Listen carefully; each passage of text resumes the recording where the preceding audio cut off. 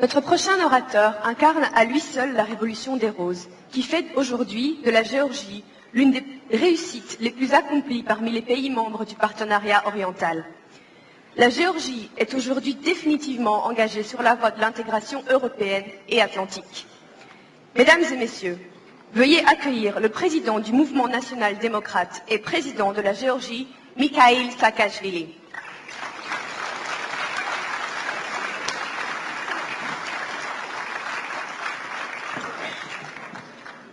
Monsieur le Président, Mesdames, Messieurs, venir à un sommet de PPE, c'est un peu comme se rendre à une réunion de famille.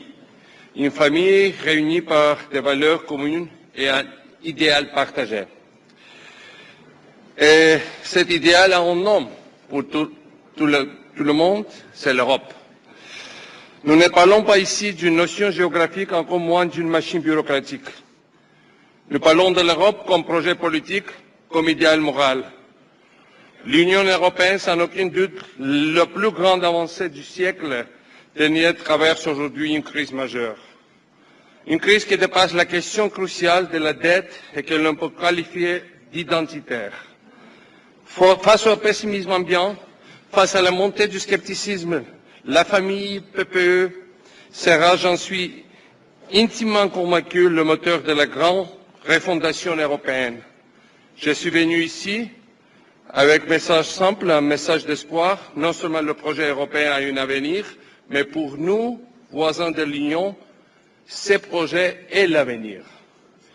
Ladies and gentlemen, we heard the speech by our chairman, and we all know that the Russian Federation occupies militarily 20% of our territory in violation of ceasefire agreement and international law.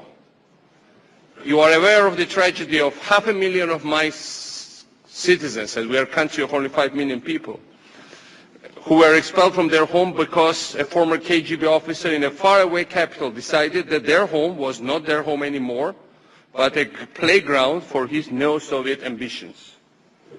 You are aware that I want to express the gratitude of this very people of the Georgian nation that the European Parliament has just stuck to its highest moral principles and adopted a resolution on Georgia where European Parliament spoke of the occupation, illegal occupation of my territory, and for the first time since Balkan Wars has accused a military force of a major power in Europe of committing war crimes of ethnic cleansing.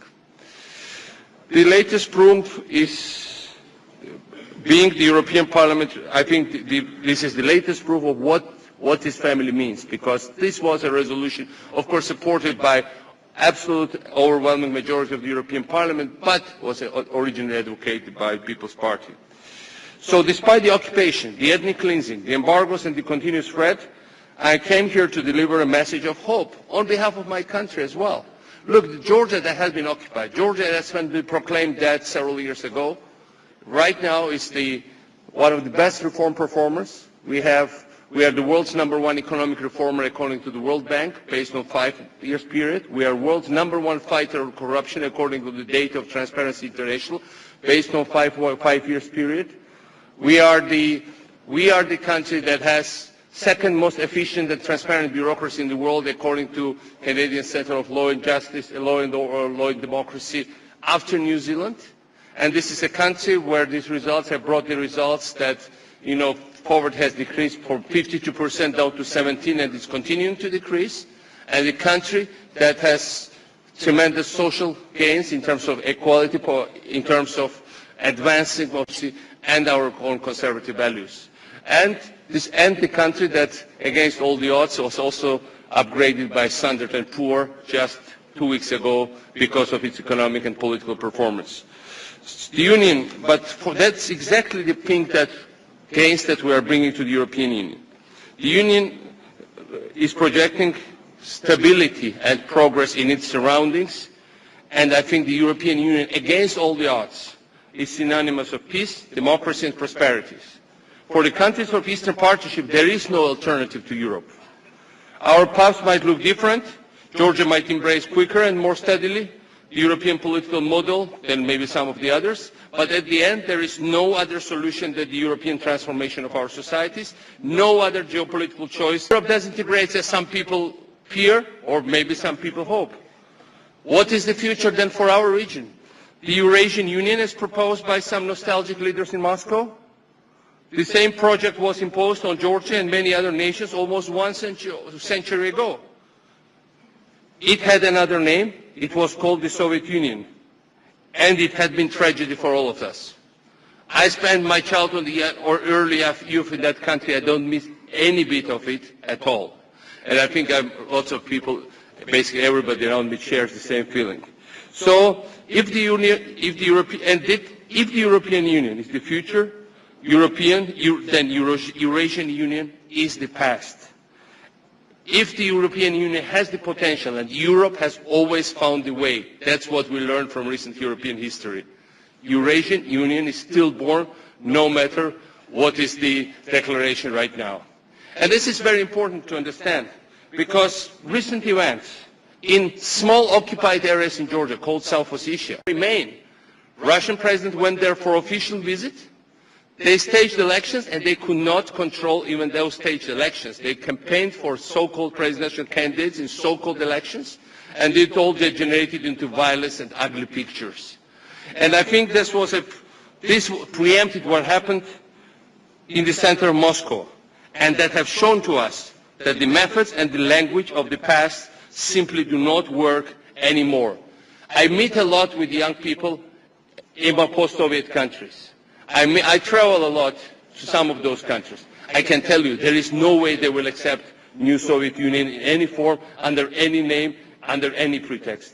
And the present is sometimes chaotic, but the future belongs to democracies, open societies, free markets. In my region, this democratic future has one name only, and this is Europe.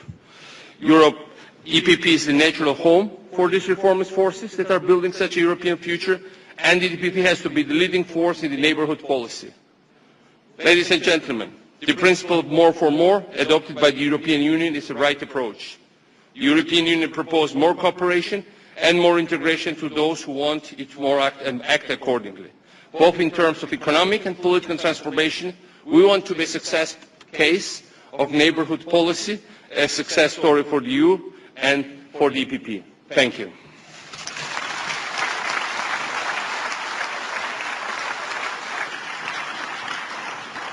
Georgia, meanwhile, is already an established but not a well-known success.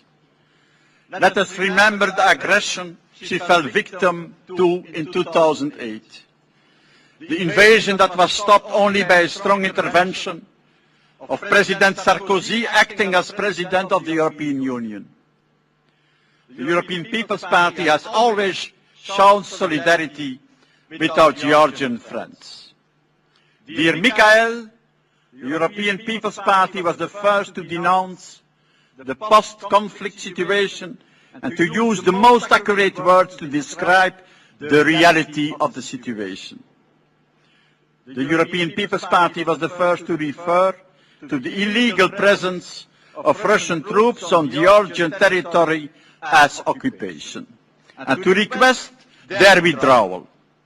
The European People's Party was the first to denounce the ethnic cleansing conducted in the two provinces seized from Georgia. I am delighted to be able to say that 3 weeks ago the European Parliament passed a resolution condemning the situation in terms that are just as strong. I wish Mr. President Saakashvili, as President also did, the 7th of October in Tbilisi, to solemnly reaffirm on behalf of the European People's Party the commitment of Europe to the sovereignty of Georgia, its independence and territorial integrity.